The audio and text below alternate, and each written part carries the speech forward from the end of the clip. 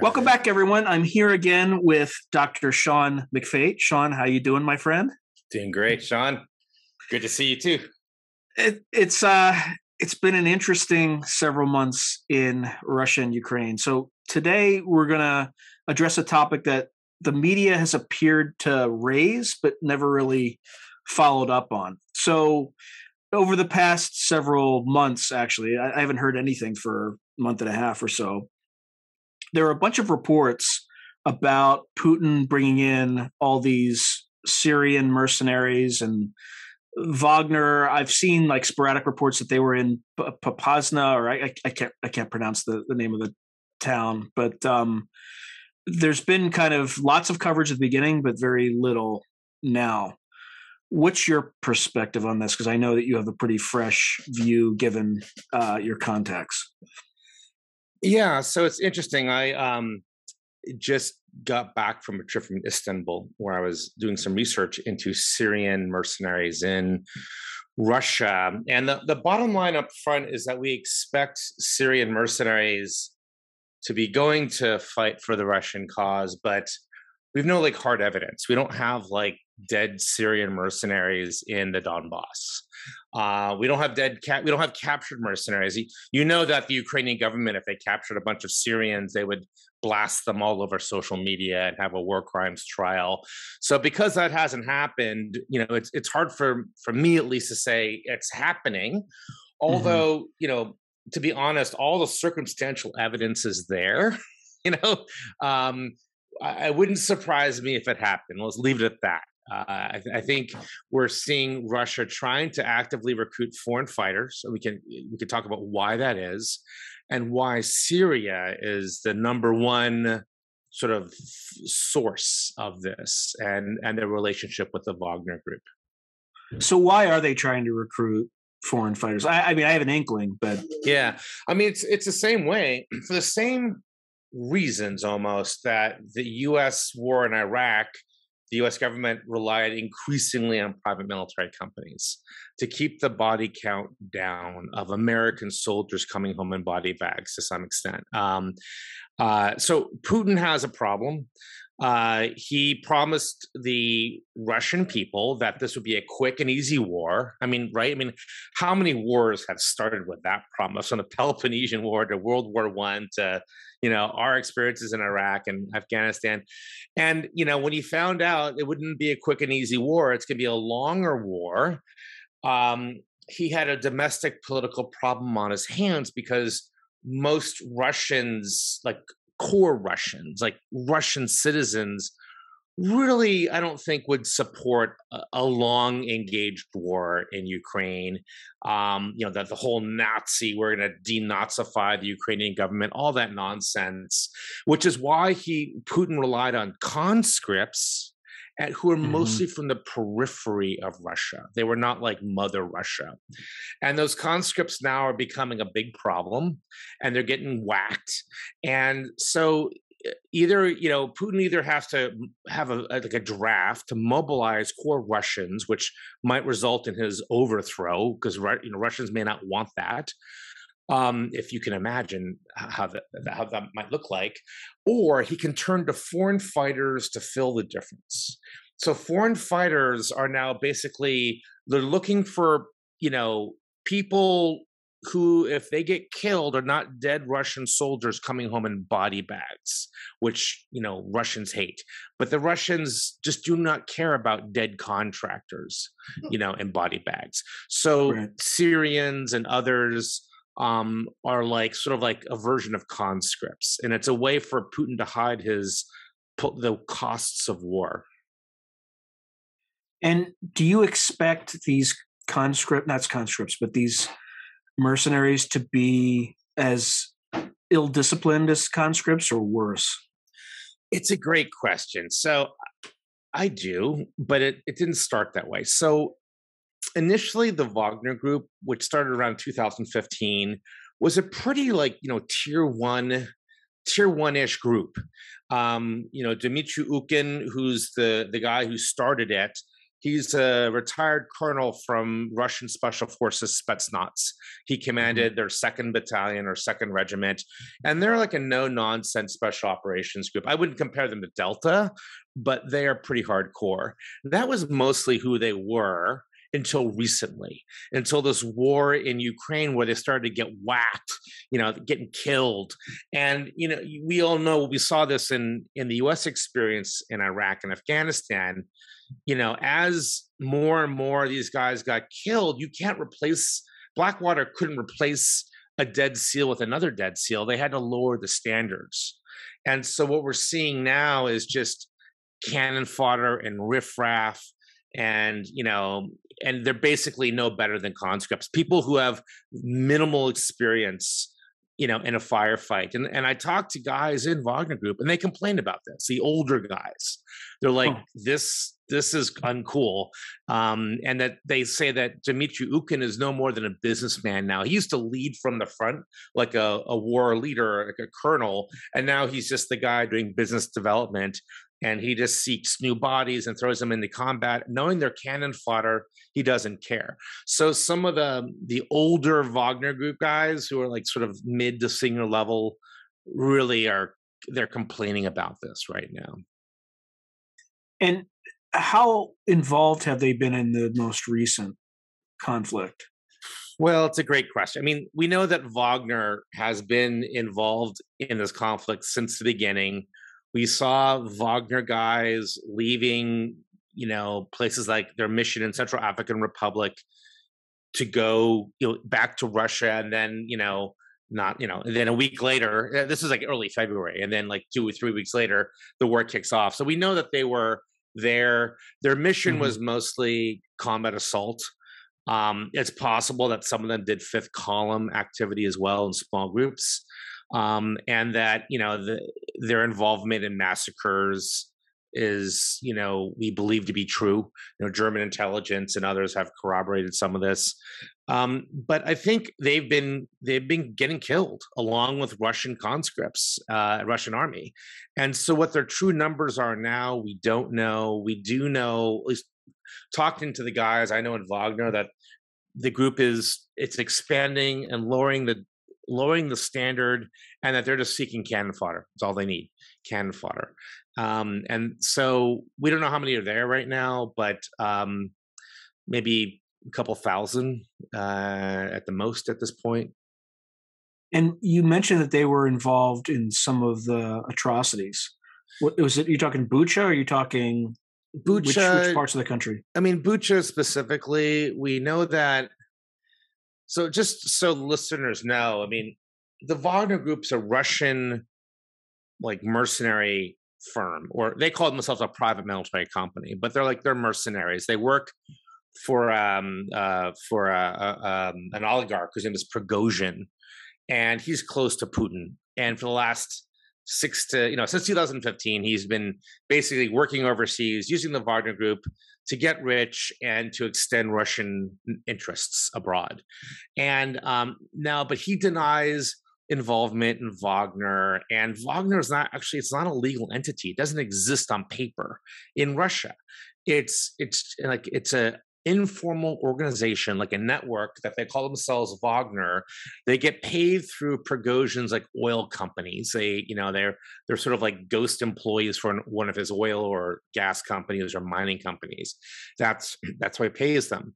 And we know that they've been involved in Donbass. And one of the things that mercenaries do historically is, war crimes. I mean, as a tactic and strategy.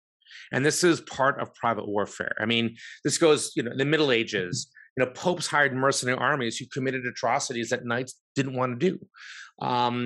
And so we know that, like in Bucha, for example, Wagner Group was being handled by the GRU, which is the Russian military intelligence, and directed to do some of these war crimes. And why are they doing war crimes? Because that's Russian unconventional war. So American unconventional war is like winning hearts and minds. Russian unconventional war is like civilian massacres and flattening cities. That's what they did in Grozny and Chechnya. That's what they did in Syria and cities like Aleppo, and that's what the Wagner Group did specifically in Aleppo, so and other places. So this is you can hire mercenaries to do the work that you don't want your soldiers caught doing, even though those Russian conscripts have proven themselves to be more than eager and capable of doing war crimes as well. Do they actually, and this is a serious question because I'm astonished that they think this is effective to, strike terror, but is it effective? Like, have they found historically that it works? Yeah, I think it has. I think it is effective. I mean, sad to say is that, look, unconventional, conventional war is what they tried to do initially. That's like the Blitzkrieg. It's like formal battle formations. It's nominally the laws of war with the uniforms and flags and all that. And that didn't work for Russia. They tried that for 2 months. It failed. They didn't get to Kiev. They repivoted. They went to the east, to Donbass. The reason they went to the Donbass is for 2 reasons at least. One is that they have a strong support there, population support. So less guerrilla war fighters, less sort of insurgents, if you will. They're not really insurgents, but less guerrilla war fighters. Also, the land is more farmland. It's more flat. It's easier for them less places for guerrillas to hide, essentially. Okay, so tactically, it's useful. And also they're changing their tactics and strategy from conventional warfare to like this massacring thing. And they put the general whose name I forget, I can't pronounce this, the Russian general who's now like the commander in chief of this operation. Is it Dvornikov? Yeah, exactly. He's well known for his cruelty in Syria. He's a veteran of the Chechen wars. And he uses Wagner and other troops to strike wholesale terror. And the gamble that I think Russia is making strategically is that at some point Ukraine's going to say uncle and will come to the negotiating table on Moscow's terms and not Kiev's terms, because watching their citizens get massacred, launching cruise missiles into cities like Odessa indiscriminately, what they did in Mariupol, flags. I mean, it worked in Aleppo, it worked in Grozny. So I think they're betting it's going to work here because they are betting also that, Ukraine will not become a part of NATO during this, and that this will become a war of attrition, and that ultimately Russia has more resources in a war of attrition than Ukraine does.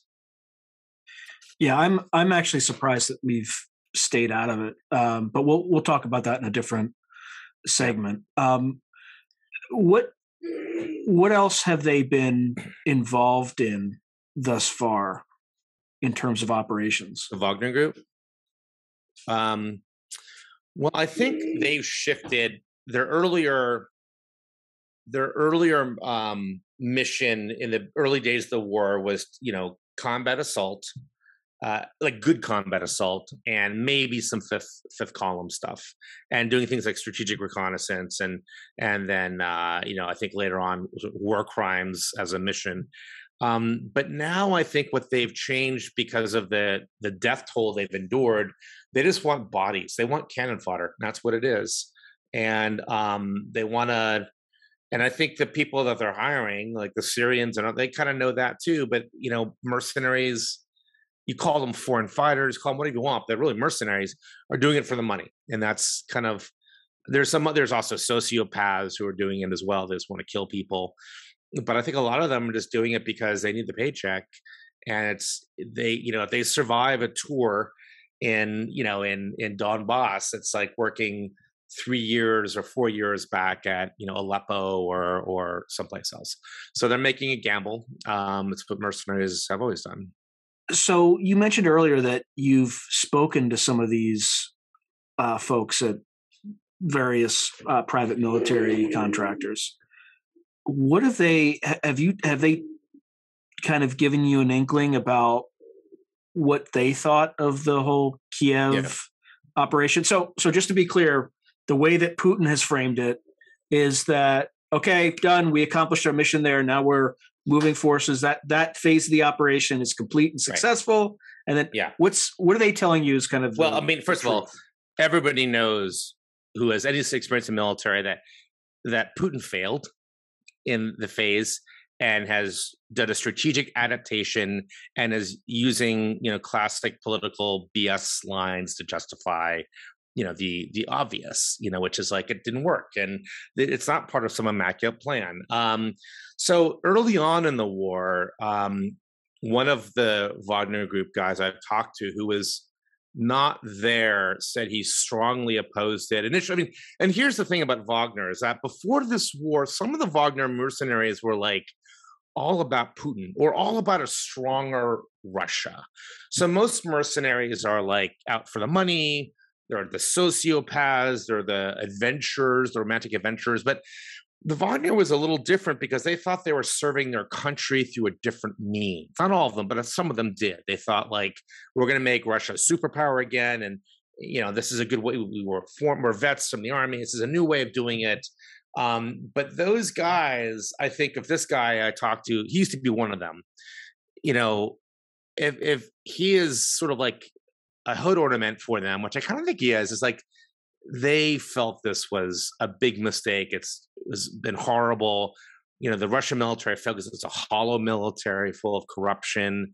After this phase change, heads were rolling in the GRU. I mean, there's been a reshuffling throughout the military. And so I think the Wagner guys I've talked to were against it. And now, because of they're just basically emptying the jails essentially not literally, but metaphorically, they're emptying jails to find warm bodies to serve as foreign fighters. So again, to conceal, to hide Russian soldiers coming home in body bags to the Russian people. That's that's one of the priorities at this point for Putin's domestic agenda, to hide how badly the war is going. Yeah, the Ukrainians have trains, like refrigerated trains filled with Russian bodies, and the Russians won't take them back. Yeah, I mean, Ukraine is smart. They're playing an information warfare. They're like, okay, you're trying to use implausible, you're trying to make plausible deniability that your dead soldiers are not really dead. Well, we're gonna do our best to advertise to your own people that here's the KIA, here's their dog tags, their names, their social security, whatever. And, it's just strategically clever of Ukraine to erode Putin's domestic base. But like you said, Russia is doing everything they can to stop that. And, but foreign fighters are a way to do it. And foreign fighters or mercenaries, they're not the silver bullet, but they are part of this larger campaign. Now, have the mercenaries, or not mercenaries, but has anyone in Wagner commented on what happened to Gerasimov? Like, it appears, I haven't looked at it recently, but he appears to have just completely disappeared. Yeah, I don't know what the answer is. I do know, talking to multiple sources, that heads have been rolling inside the national security apparatus of Russia. What does that technically mean, though? Does that mean they're in prison? Does that mean they just lose their jobs? Does it mean they're tortured? In prison? I don't know. I really have no idea. I mean, the answer is probably yes, but I just don't know. It's speculative on my part. I mean, minimum being demoted, fired, put in some obscure office, letting somebody else take charge. Worse, they could be house arrest. I mean, probably worse. Remember who was it in North Korea? The uncle of what's his name was killed by anti-aircraft gun years ago. Yeah. I mean, who knows? I mean, fed to lions, having a mysterious heart attack on their operating table in Siberia. I mean, I'm sort of half joking because some of these things were done during the Cold War. I mean, Russia has a history of these things, but I think that I guess the polite word is there's been a reshuffling of leadership and management within the middle to senior ranks of the security forces. Oh, here's a crazy story. There was an oligarch who was found in the basement of some occult center where they did Jamaican voodoo. Do you think it was real or a setup? Do you think it was a setup or I think, a I think false it was flag? Oh, you mean like the story is a setup? No, or you no. mean, Like, if assuming the story is correct, do you think he was really a voodoo guy, or do you think he was like, injected with something and framed as a voodoo guy in a sort of humiliating way? well, I certainly think he was injected. I mean, it sounds like classic Novichok, right? Yeah, exactly. It's just hard to know, but yeah, it could be. I don't know. It was if it was something just used to disgrace him and his family, or if these guys are running so scared. Well, that would accomplish that, right? Like these guys are running yeah. so scared they're resulting in where they're resorting to the occult in order to. Well, it's hard to know. I mean, we got to be careful with speculation here, but right. Of course, if you're a Putin and you felt that some of your elites and oligarchs may be turning against you and may threaten a palace coup, then humiliating one horribly is maybe a deterrent. It's hard to say. It's hard to know how these things work, and I don't want to. Although there's worse ways you can humiliate somebody, though. There are. I mean, yeah. But so worse. I I don't want to start conspiracy theory. I know you have a family show here, but who knows though? The thing about with Russia is that nothing is beyond the pale. So it's everything at some level is conceivable. Now, it doesn't mean it's so, but it is conceivable. So, well, yeah, there's that guy. I remember his last name's Bichkov. Literally, his name's Bichkov, and he did something absolutely horrific, which I won't mention. I mentioned it in the past, but I've heard informally that they kind of just arrested him and gave him a stern talking to, and then just sent him back to his unit. I don't know if that's true, but and the talking to was not like that thing that you did was horrible. It was like the fact, like what you did, fine, but just don't get caught next time. Yeah. So I don't know if it's true, but and in terms of the application of these mercenaries, why hasn't the U.S. or NATO tried to hire them as well? So, as an example, I'm actually taking an example from your book, The New Rules of War. So, if I were working in the CIA, I might try to pay Wagner a little bit more and have him turn around and start killing Russians. But right. Has anything like that happened yet? And if it hasn't, why not?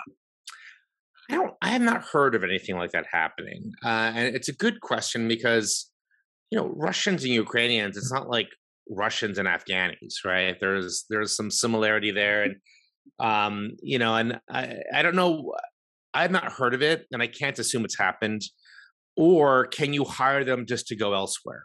Can you hire them to do like oil, infrastructure protection in the Gulf states? Because the people I've talked to in the Wagner Group, nobody's happy in the Wagner Group. They all want to leave.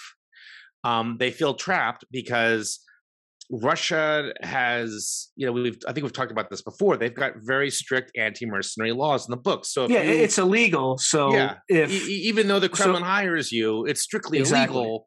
And if you start to do something else, then they arrest you, and then you're off to prison for a long time. So they feel trapped, and because we can either bribe, we can use market strategies like bribing the mercenaries to fight, to defect, to switch sides. Or you can try to hire them elsewhere, and there is supply and demand for that. I mean, the Gulf states could use that, or if the war in Yemen keeps on going, or resurfaces. So, it's hard to see why that hasn't happened. And I think that's one possible. What we're seeing now, let me be very clear about this. What we are hearing is, Syria is becoming the real. Is becoming a new sort of source, a new stream of mercenaries with secret complicity by the Syrian government. and to take Syrian fighters and send them into Ukraine, where they're not going to be tempted to switch sides because all they know, like they're literally their lifeline is the Russian handler. You know, they're not going to have second thoughts about it, and that's one of the things that Mercenaries can actually give you. You think that Mercenaries are easy to switch sides, but played well, you can engineer it so that they don't want to switch sides. And there's lots of examples in history for this, like the Varangian Guard and stuff like that in the Ottoman Empire. But or anyway, we can talk about the history of it. But that might be another reason why Russia is turning towards to Syrian mercenaries. We even saw this in our own American Revolutionary War, where some of the German mercenaries during the American Revolution actually became sympathetic with the American colonialists and switched sides or remained in the United States after their contract was up. So if you get really sort of, if you will, alien fighters, people from a different culture and country to fight for you, they're more likely to stay loyal to you because you're their tether to their livelihood. In the next several months and weeks, what sorts of things can we expect to see from Mercenaries? Final question on this. Well, I think that the mercenary situations, it's going to continue. I mean, there's nothing to stop it. I would expect, what I would look for is this: dead Syrians in eastern Ukraine. If we see dead Syrians, they are more likely than not Syrian mercenaries. Transacted through the Syria. I mean, Syria is essentially right now a client state of Russia. And so there's a Syrian, from my sources, there's a Syrian intelligence agency called Unit 217 that facilitates Syrian mercenaries in both Libya and Russia in the past. And they would, if we started to see more Syrian Syrian mercenaries in Ukraine, it would probably be through the Syrian government using 217.